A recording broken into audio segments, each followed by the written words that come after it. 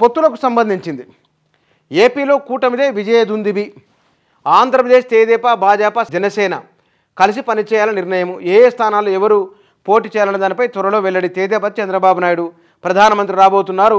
భాజపాకు 6, జనసేనకు 2 లోక్సభ స్థానాల్లో పోటీ చేసే అవకాశము.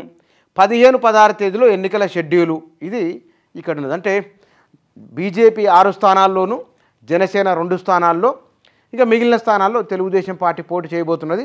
ఆంధ్రప్రదేశ్ రాజకీయాలలో ఈ పొత్తు వచ్చే అసెంబ్లీ ఎన్నికల పైన కూడా, ఎందుకంటే త్వరలోనే అసెంబ్లీ ఎన్నికలు జరగబోతున్నాయి, వీటిపైన కూడా ప్రభావం ఉండబోతున్నది.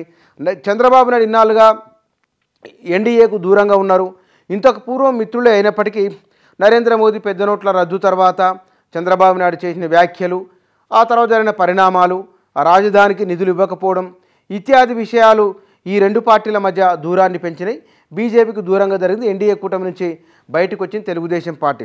ఇప్పుడు వాస్తవానికి పొత్తు కుదరడం వెనుక ప్రధాన సూత్రధారి, పాత్రధారి బహుశా పవన్ కళ్యాణే. ఈ పవన్ కళ్యాణ్ అటు మోదీతోనూ, అమిత్ షాతోనూ వారితో సత్సంబంధాలు కొనసాగిస్తున్నారు. నరేంద్ర మోదీ ఇక్కడ రాష్ట్రంలో జనసేన, తెలుగుదేశం పొత్తు, ఈ పొత్తు ఎన్డీఏలో భాగస్వామికి దారితీసింది.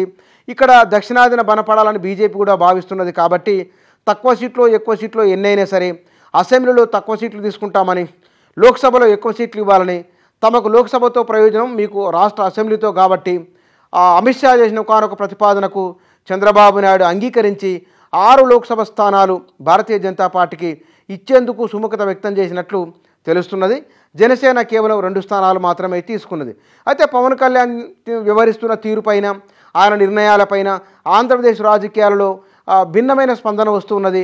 తన సామాజిక వర్గానికి సంబంధించిన వారే కొంతమంది విమర్శలు చేస్తున్నారు. ముద్రగడ పద్మనాభం లాంటి వారు కూడా ఇంకా ఎక్కువ సీట్లు తీసుకోవాల్సింది, అడుకోవడం ఏమిటి, దేబిరించడం ఏమిటి అనే వ్యాఖ్య కూడా చేయడము గమనించాల్సిన విషయం. ఎన్ని పరిణామాలు వీటి చుట్టూ జరుగుతున్నా సరే ఆంధ్రప్రదేశ్ రాజకీయాలలో సరికొత్త మార్గం, పొత్తు ఒక సరికొత్త రాజకీయ సమీకరణలకు దారితీసే అవకాశం లేకపోలేదు.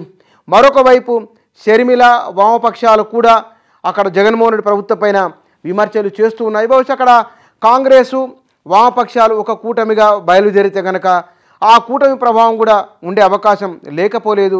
కాంగ్రెస్ పార్టీ రివైవ్ అవుతున్నది ఆంధ్రప్రదేశ్లో. షర్మిల కూడా జనసేన, తెలుగుదేశానికంటే తన సోదరుని పైన షర్మిల చాలా ఘాటు వ్యాఖ్యలు చేస్తున్నారు.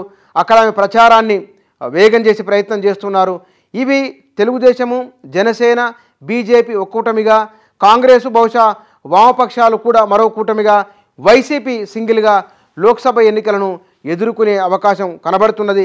కాంగ్రెసు ఇండియా కూటమికి, ఎన్డీఏకు సమదూరంలో ఉన్న జగన్మోహన్ రెడ్డి ఈసారి అయినా ఒంటరిగానే మరి మోదీ, అమిత్ షాలు ఇన్నాళ్ళుగా వైసీపీ విషయంలో వారు అంటిముట్టనట్లుగానే ఉన్నారు. మరి లోక్సభ ఎన్నికల తర్వాత ఎట్లా ఉంటుందో చూడాలి.